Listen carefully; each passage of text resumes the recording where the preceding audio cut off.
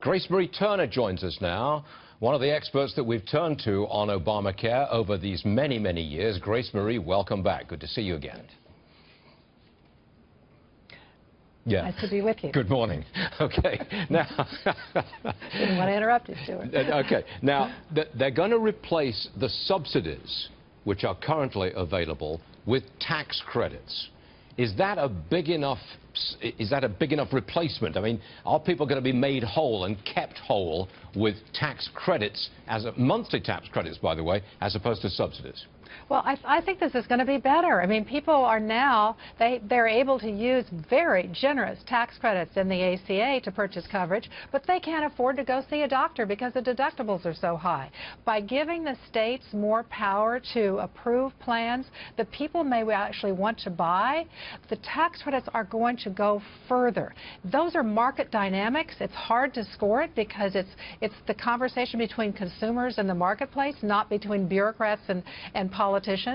This is something that I think someone who's 30 years old, under 30 years old, is going to get a $2,000 a year credit to purchase insurance. A family can get credit up to $14,000 a year, Stuart.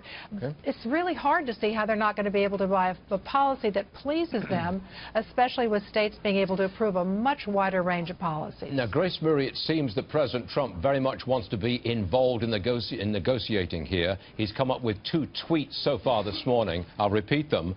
He wants to have competition among drug companies to get the price of drugs down, and he wants competition amongst insurance carriers across state lines, again, to select so you can get as many policies in front of people as possible.